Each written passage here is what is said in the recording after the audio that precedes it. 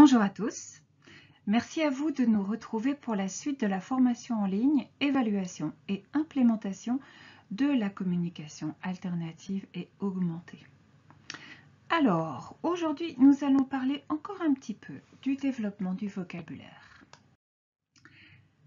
Et nous allons développer de quelle façon l'organisation du langage dans le dispositif linguistiquement robuste est conçue pour soutenir le développement, ce qui fait que le dispositif est linguistiquement robuste. Quelques règles, peu nombreuses mais très importantes, vous aideront à augmenter la taille du vocabulaire et à avancer tout doucement sur le chemin de la littératie.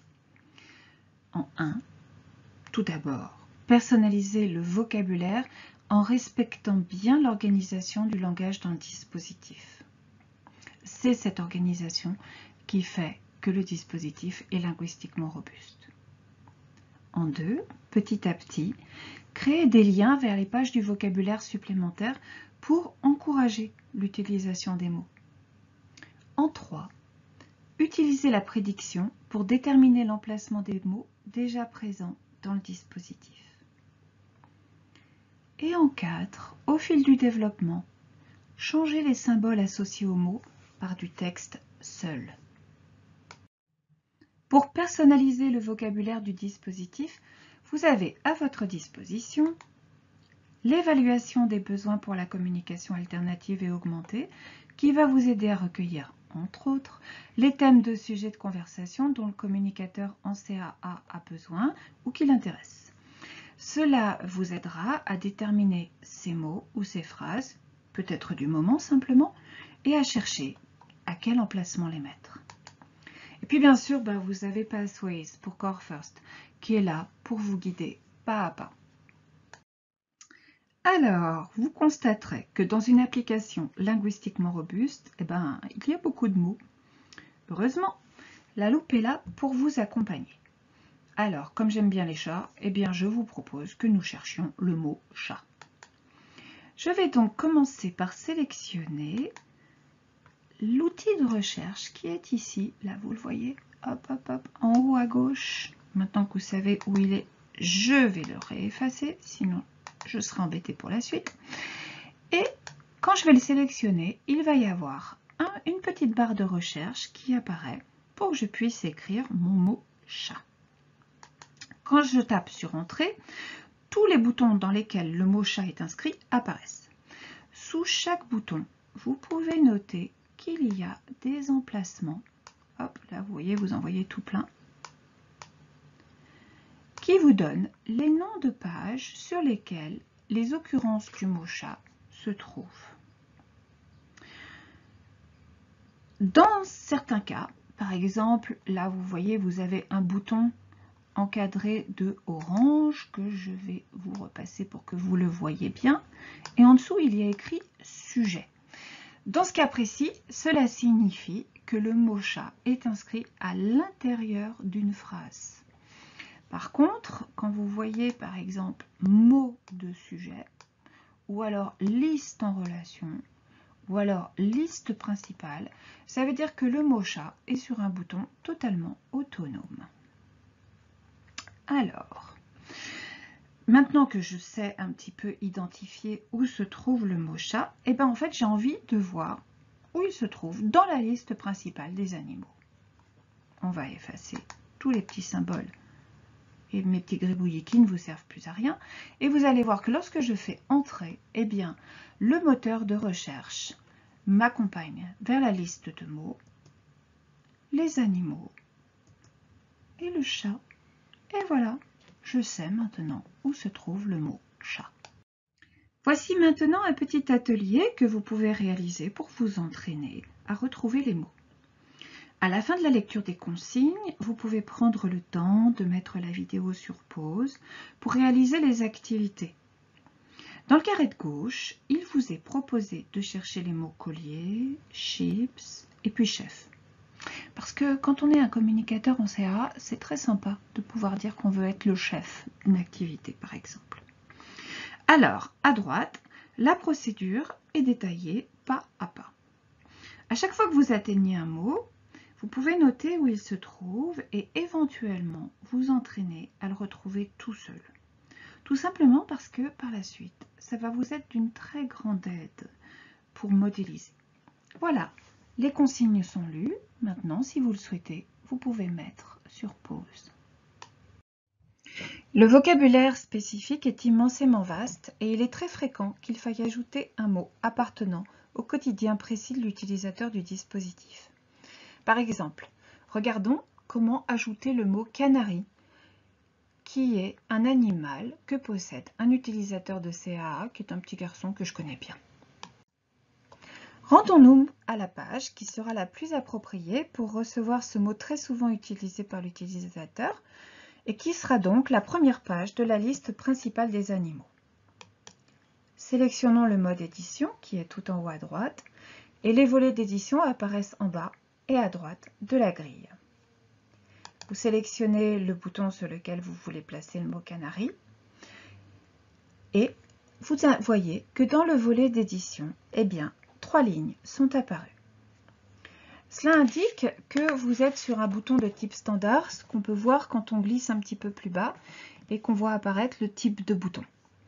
Alors, avoir un bouton de type standard, c'est très sympa dans certains cas, mais il se trouve que dans ce cas, ça ne me convient pas. Parce que moi, je veux que l'utilisateur puisse bénéficier du soutien de la grammaticalisation automatique pour créer des phrases autonomes à propos de son canari. Donc, je vais sélectionner le type de bouton. Et vous voyez que tout en bas, donc là, il y a les 5 types de boutons qui apparaissent. Et moi, je veux que mon bouton, eh bien, ce soit un bouton de grammaire. Donc, je vais sélectionner grammaire. Et quand je reviens au volet principal du contenu, eh bien, je n'ai plus qu'une ligne pour l'intituler et le carré dans lequel va apparaître mon symbole. Donc, je note l'intitulé de mon bouton, qui est canari, et il se trouve que là, j'ai de la chance, parce que dans la fenêtre des symboles, eh bien, c'est exactement celui que je voulais, qui est apparu. Hop! Je le laisse apparaître, et puis je ne vais plus avoir qu'à le remonter.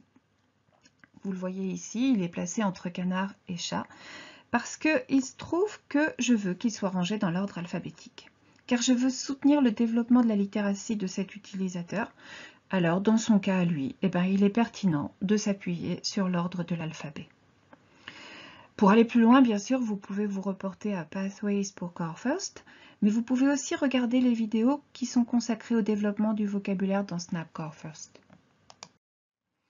Voici maintenant un second atelier que vous pouvez réaliser pour vous entraîner à ajouter un mot. À la fin de la lecture des consignes, comme précédemment, vous pouvez prendre le temps de mettre la vidéo sur pause pour réaliser les activités.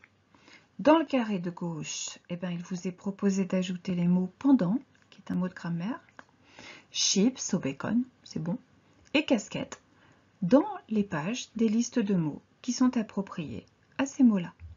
À droite, comme toujours, la procédure est détaillée pas à pas. Et puis après, vous pouvez recommencer avec vos mots à vous, par exemple. Parce que ça va vous permettre de gagner en maîtrise, à la fois de l'organisation du vocabulaire, et puis de cette technique d'ajouter des mots, ce qui vous aidera par la suite à modéliser pour l'utilisateur. Vous êtes prêts? Si vous le souhaitez, vous pouvez mettre sur pause. Ce dernier exemple vous invite à voir comment on peut ajouter un message préformulé. Ici, nous allons placer la phrase « Il y a trop de bruit » dans la page des phrases rapides, qui est consacrée aux besoins de personnel de cette personne adulte qui est hypersensible au son et qui peut avoir assez souvent besoin de signifier qu'elle a besoin de silence. Alors, sélectionnons le mode édition qui est tout en haut à droite et l'emplacement du bouton sur lequel je veux faire apparaître cette phrase. Vous avez vu que là, nous avons bien les 3 lignes des messages préformulés, donc qui correspondent à des boutons standards, ce qui est exactement ce que je veux. Donc je vais remplir chaque ligne, l'intitulé en premier, qui correspond à ce qui apparaîtra sur le bouton, et qui est souvent un petit peu plus court que ce qui peut apparaître dans le message. Le message qui contient la phrase complète et le signal sonore qui est destiné aux utilisateurs de la fonctionnalité d'accessibilité de défilement.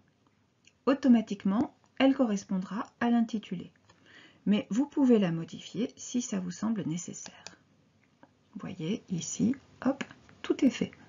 Vous notez que l'intitulé reprend souvent une partie en plus court du message quand celui-ci est très long.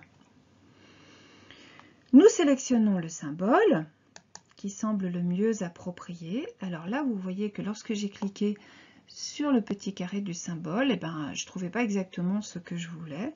Donc j'ai écrit dans la petite barre qui me permet de chercher quelque chose d'approchant, qui m'a permis de voir apparaître d'autres types de symboles, et notamment celui du volume en rouge, parce que le rouge, ça signifie souvent quelque chose d'un petit peu négatif, avec la petite flèche vers le haut pour indiquer que c'est trop. Et voilà, vous voyez, c'est fait. La nouvelle phrase est prête, elle est à sa place à droite, et puis elle peut servir si jamais il se trouve qu'il y a vraiment trop de bruit pour mon utilisateur. Alors, voici le dernier petit atelier que vous pouvez réaliser pour vous entraîner et comme précédemment, à la fin de la lecture des consignes, vous pouvez mettre sur pause si vous le souhaitez pour réaliser les activités et puis même vous pouvez de nouveau regarder la vidéo après si vous en avez envie et faire cet atelier par la suite. Dans le carré de gauche, il vous est proposé de créer 3 à 5 phrases autour du thème de la piscine. À droite, la procédure est détaillée pas à pas et cet atelier vous invite à créer votre propre sujet de conversation. Ce que vous pourrez faire ensuite avec tous les sujets spécifiques du communicateur en CAA. Vous êtes prêts? Si vous le souhaitez, vous pouvez mettre sur pause. Parlons maintenant un petit peu du fait de lier des boutons vers d'autres pages. Alors ça peut être très important pour soutenir l'utilisation et l'augmentation du vocabulaire, mais ça implique de prendre quelques décisions. Est-ce qu'il vaut me lier ou enseigner la navigation? Quel type de lien est-ce qu'il faut créer? Et enfin, est-ce qu'il vaut mieux visiter une page existante ou créer une nouvelle page? Ça, ce sont des questions extrêmement importantes qu'on peut être amené à se poser au moment de lier. Alors faisons maintenant un petit jeu pour vous entraîner à décider s'il faut lier une liste de mots ou bien un sujet de conversation à regarder à droite une nouvelle page, une copie de page ou bien une page existante en fait. Alors, je vous propose que vous preniez le temps de lire les sujets qui sont placés sur votre gauche et de vous demander ce que vous feriez de mieux. Puis après, je vais compter jusqu'à 3.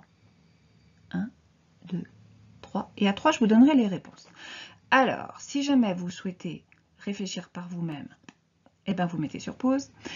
Mais si jamais vous avez envie de voir les réponses tout de suite, vous laissez défiler la vidéo. Vous êtes prêts? 1, 2 et 3. Alors, le sujet vers un restaurant précis, on va le lier à une copie de page. Parce que même si jamais on va aller dans un restaurant précis, il se trouve que dans ce restaurant précis, on va probablement utiliser tout plein de phrases qu'on utilise dans les autres restaurants. La liste de mots des personnages de Disney, je vais la lier à une nouvelle page que je vais pouvoir... Alors le bouton, je vais peut-être le placer dans les personnages.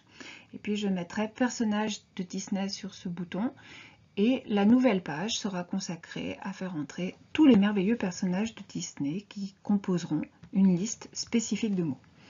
La liste de noms d'aliments que je peux acheter au magasin près de chez moi ou que vous pouvez acheter au magasin près de chez vous. Je vais la lier à une copie de page parce que même si jamais c'est le magasin qui est près de chez moi, il se trouve que dans ce magasin près de chez moi, je vais certainement être amenée à demander des aliments dont je parle dans d'autres contextes assez couramment. Donc j'ai intérêt à ce que ce soit copié, que ce soit la copie de la page déjà existante et dont j'ai la connaissance qui apparaissent sur le sujet par exemple des magasins. Alors les mots des parties du corps à partir du sujet de conversation qui est destiné à mon docteur. Là, je vais lier ces mots des parties du corps à une page qui est déjà existante. Parce que les mots des parties du corps, en fait, eh bien, c'est un sujet en soi qui est important, que je vais pouvoir travailler dans plein de contextes. Et par contre, les choses dont je peux être amenée à parler à mon docteur peuvent être un petit peu plus spécifiques. Donc, il peut être important, en fait, que je puisse jongler des discussions spécifiques avec mon docteur à ces mots sur les parties du corps avec une certaine aisance. Et puis enfin, je vais faire un sujet de conversation sur les portes de garage, ce qui est quand même hyper spécifique. Et là, eh ben en fait, les portes de garage, je vais probablement les lier à une nouvelle page. Alors vous l'avez vu, lié à une autre page, eh ben, ça demande de la réflexion. Et puis surtout, c'est jamais sans conséquence. Et du coup, il y a des considérations à avoir avant de décider quoi faire. Car il y a des bénéfices. Par exemple, quand on lit vers une autre page, l'utilisateur va gagner en efficacité si et seulement si le message qui est prédit, c'est bien celui qu'il voulait. Ça va l'encourager à des productions de phrases utilisant plus de mots qui sont présentés par les symboles. Et puis, ce qui est chouette, c'est que ça l'expose au vocabulaire approprié à la situation en cours. Mais il y a des défis qu'il faut connaître pour bien les relever. Par exemple, ça suppose que l'utilisateur, il connaît les messages. L'autre chose, c'est que ça diminue l'exploration des mots et du coup la créativité éventuelle des nouveaux messages par l'utilisateur qui peut être tenté d'utiliser toujours un petit peu les mêmes phrases. Et puis, si des créations de liens enseignent un schéma moteur dans l'instant, il faut savoir qu'à l'avenir, peut-être que vous aurez besoin de le modifier schéma moteur plus tard si jamais les motivations qui concernent certains thèmes changent. Et du coup, la personne devra réapprendre un nouveau schéma moteur pour apprendre à retrouver ces mots. Enfin, parlons un petit peu de cet outil formidable qu'est la prédiction des mots. Donc là, vous la voyez sur la grille que vous voyez apparaître qui présente un clavier AZERTY.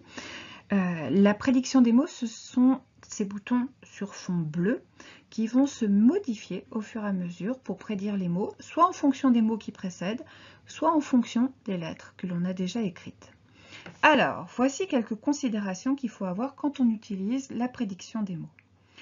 Son utilisation présente en effet des bénéfices, parce que la prédiction expose à de nouveaux mots, elle renforce la littératie émergente, c'est-à-dire la reconnaissance des mots versus l'épellation des mots, et enfin, ce qui n'est pas son moindre avantage, elle peut augmenter la rapidité de ceux qui utilisent un accès alternatif.